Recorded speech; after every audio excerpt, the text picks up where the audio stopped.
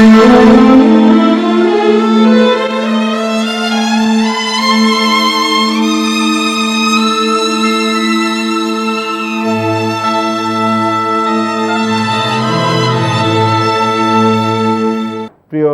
শ্রোতা দর্শকবৃন্দ, আসসালামু আলাইকুম।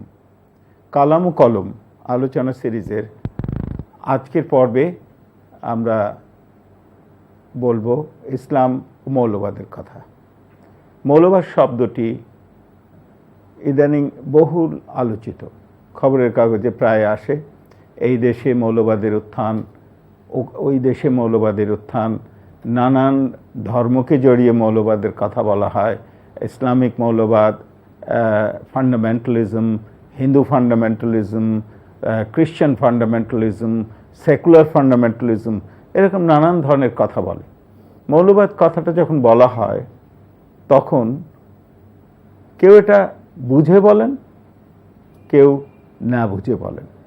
আমি অনেককে বলতে শুনেছি, অনেক এই শব্দগুলো উচ্চারণ করতে শুনেছি।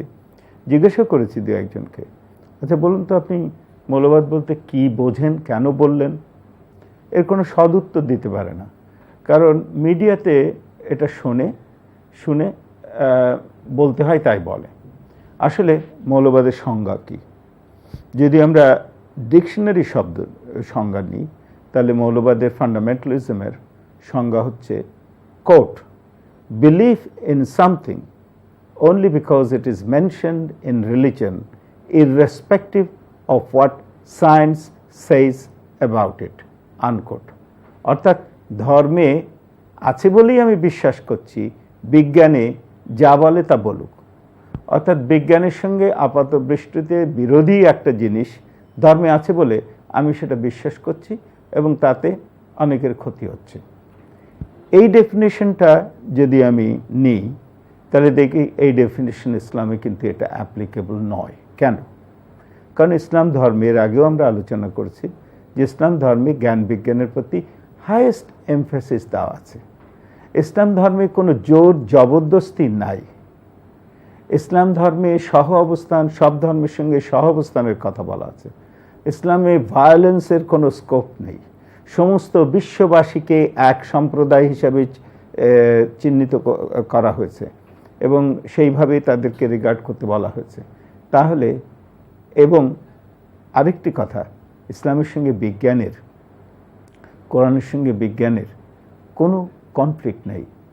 কংগ্রুয়েন্স আছে, কনকর্ডেন্স আছে, সিম্ফনি আছে, মিল আছে। এবং বহু চেষ্টা করেও কেউ বলতে পারেনি যে ইসলামের কোরআনের একটি আয়াতকে বিজ্ঞান দিয়ে ঘায়েল করা যায়, এরকম পাওয়া যায়নি। মরিস বুকাই বলেছিল, there is not a verse in the Holy Quran that is assailable from the scientific point of view. তিনি একটা ক্ষুদ্র বিজ্ঞানের ক্ষুদ্র অংশে ঘোরাফেরা করে কথা বলেছিলেন। এরপরে কিন্তু আমরা 5 বছর ধরে scientific indications in the holy Quran যখন লিখেছিলাম, তখন কিন্তু বিস্তারিতভাবে এটা আমরা থ্রেডবেয়ার এটা এক্সামিন করেছিলাম এবং অবাক হয়েছিলাম যে হালে বিজ্ঞানের প্রতিটি শাখায় যে ধরনের নির্দেশনা দেওয়া হয়েছে কোরআনে, অত্যন্ত সুন্দর এবং উৎসাহ দেওয়া হয়েছে টু পন্ডার ওভার নেচার এবং নেচারের কাজগুলোকে বুঝবার কথা। তো সুতরাং সেই দিক দিয়ে এই ডেফিনেশন, সেই দিক দিয়ে ফান্ডামেন্টালিজম সাপোর্ট করে না, ফান্ডামেন্টালিজম এই সংজ্ঞাকে। তাহলে ফান্ডামেন্টালিজম কথাটা বলি তো আমি মানুষের যে ভুল ধারণা থাকে সেইটাই একটা গল্পের মধ্যে দিয়ে বলি। কয়েক বছর আগে উইন্ডসর ক্যাসলে একটা কনফারেন্স হলো। রানীদের যে বাড়ি উইন্ডসর ক্যাসল, ইংল্যান্ডের রানীর, তো সেই উইন্ডসর ক্যাসলের কনফারেন্সের টপিক ছিল changing communications in the Commonwealth, 1995 সালে। আমাকে ওখানে নিমন্ত্রণ জানানো হলো, বলা হলো যে একটা স্পিচ আফটার ডিনার দিলাম, পছন্দ করলো। পরের দিন ওখানে দেখি এক বিরাট সমাহার, সে অনেক লর্ড, ব্যারন, স্যার। আমি জীবনে এতগুলো লর্ড, ব্যারন, স্যার এক জায়গায় দেখি নাই। এগুলো সব ব্রিটিশ অ্যারিস্টোক্রেসি, হায়ারার্কি। যাই হোক, এক লর্ড বললেন বক্তৃতায়, the rise of Islamic fundamentalism is causing A serious threat to world piece and prosperity. তো আমি ওখানে একা ছিলাম, সঙ্গে আমার স্ত্রী ছিলেন অবশ্য। তো আমি মনে করলাম যে এটাকে যদি আমি অপোজ না করি, আনচ্যালেঞ্জড থেকে যাবে, সবাই ভাববে এটা সত্য, কিন্তু এটা তো সত্য না। কিন্তু আমি যদি চ্যালেঞ্জ করি আমি একা, তো অনেকটা I said to my lord please help me. তারপরে ওই লর্ডের বক্তৃতার পর আমি বললাম can I make a short intervention. তো উনি বললেন ও সার্টেনলি প্লিজ ডু। তাই আমি বললাম যেটা সেটা বাংলা এরকম যে তুমি এই ভালো ভালো বিশেষণ খারাপ লোকদের পরে কেন তুমি শাওয়ার করছো? তো উনি বললেন হোয়াট ডু ইউ মিন? আমি বললাম দেখো, তুমি যদি কাউকে, যাকে ফান্ডামেন্টালিস্ট বলছো, কাকে কাকে ফান্ডামেন্টালিস্ট বলছো? যে একটা টাওয়ার উড়িয়ে দিয়েছে সে তো ফান্ডামেন্টালিস্ট না, সে একটা টেররিস্ট। তার জন্য একটা নির্দিষ্ট নাম আছে। যে দোকান লুট করছে হি ইজ আ লুটার, যে লোককে খুন করছে হি ইজ আ মার্ডারার, তারপরে কিলার এটা আছে, তো মিসক্রিয়েন্ট আছে, দুষ্কৃতকারী আছে। তো যারা গন্ডগোল করে বেড়ায়, যারা দুষ্কৃতকারী, যারা বিভিন্ন ফ্যাতনা ফ্যাসাদ বাজায়, তারা তো সোশ্যাল ইভিলস করে বেড়াচ্ছে। এরা কোন অর্থে fundamentals? What are their fundamental values? কী ভ্যালু তারা অনুসরণ করছে? তখন আমি ডিকশনারি ডেফিনেশনটা বললাম যে ইসলামের সঙ্গে এই অর্থে যে বিজ্ঞানের কোনো অমিল নেই। আমরা যেটা পশ্চিমে ছিল যে গ্যালিলিওকে ইনকুইজিশন সাফার করতে হয়েছিল, এই জন্যে ধর্মের প্রতি যে বিরূপ মনোভাব পশ্চিমের জেগে উঠেছিল রেনেসান্সের আগে, সে গল্প বললাম।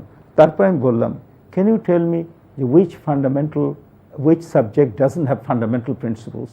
আমি ফিজিক্সের ছাত্র, এখানে যদি একটা সোর্স অফ লাইট থাকে আর এখান থেকে photons, the particles of light travel, সুতরাং from a point A to a point B যদি লাইট ট্রাভেল করে, অনেকগুলো পথ আছে, এভাবে যেতে পারে, সোজা যেতে পারে, বেঁকে যেতে পারে, কার্লি পথে যেতে পারে। তো আমরা দেখি যে almost in a straight line light travel করে। এটাকে আমরা বলি যে ফিজিক্সের একটা ফান্ডামেন্টাল প্রিন্সিপল অফ অপটিক্স। সেরকম ইকোনমিক্সের ফান্ডামেন্টাল প্রিন্সিপল আছে, প্রোডাকশনের সঙ্গে, সাপ্লাইয়ের সঙ্গে, কস্টের সঙ্গে, এগুলোর একটা ফান্ডামেন্টাল প্রিন্সিপলস আছে। কোন সাবজেক্টের ফান্ডামেন্টাল প্রিন্সিপলস নাই? তুমি জিজ্ঞেস করতে পারো কাউকে হোয়াট আর ইয়োর ফান্ডামেন্টালস, তোমার মৌলিক জিনিসগুলো কি? কেউ যদি বলে আমার ফান্ডামেন্টালস হলো এক, আল্লাহ বিশ্বাস করা, এর আগে যত ধর্ম এসছে, কেতাব এসছে, সেগুলো রাসূলকে এবং সেই কেতাবগুলোতে বিশ্বাস স্থাপন করা এবং মানুষে মানুষে পার্থক্য না করা। আমার ফান্ডামেন্টালস হচ্ছে টু কিওর দ্য ডিজিজড, আমার ফান্ডামেন্টালস হচ্ছে নিজের কাজ ঠিক সময় মতো ভালো করে করা, মিথ্যা কথা না বলা। তাহলে আর দিস ভ্যালুজ আর ভাইসেস? উনি একদম চুপ করে গেলেন এবং আমাকে বললেন আই এম ভেরি সরি যে আমি একটা রং জিনিস, রং টার্মিনোলজি ব্যবহার করেছিলাম একটা রং কনটেক্সটে। আসলে ফান্ডামেন্টালিজম এই শব্দটা আমাদের ব্যবহার করা উচিত নয়। আমার তখন মনে হলো যে আমি যদি একটা ইনভিজিবল পার্সন হতে পারতাম, তাহলে যেখানে যেখানে এইসব রং কনটেক্সটে ব্যবহার হচ্ছে সেখানে গিয়ে এটা ঠিক করে দেওয়া যেত। এর কিছুদিন পরে প্রিন্স চার্লস আসলেন বাংলাদেশে ব্রিটিশ কাউন্সিলে চায়ের সময়। তো তার সঙ্গে আমার কিছু আলাপ হলো। তো আমি তাকে জিজ্ঞেস করলাম যে তুমি তো ইসলামিক কেমব্রিজে ইসলামিক সেন্টারটার একটা এর পেট্রন, তো তুমি তো বলো যে এই ফান্ডামেন্টালিজম কথা যে ব্যবহার করে এটা কি ঠিক? উনি বললেন একদম ঠিক না, এটা ট্যাবলয়েড নিউজ পেপারসগুলো এই ধরনের কথা বলে না জেনে না শুনে।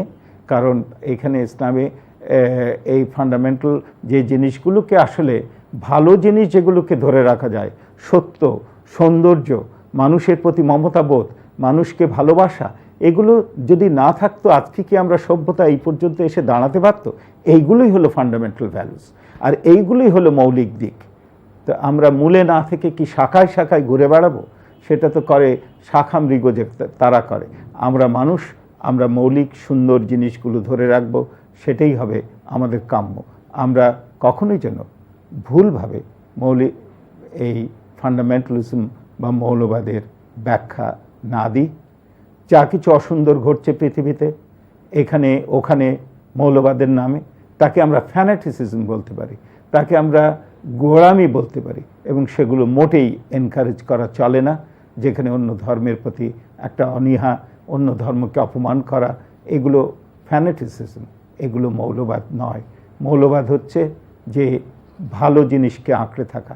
আমরা যেন এই শব্দটিকে সঠিকভাবে প্রয়োগ করে আমাদের মৌলিক যে মূল্যবোধ সেটাকে যেন আঁকড়ে ধরতে পারি, এই হোক আমাদের কাম্য।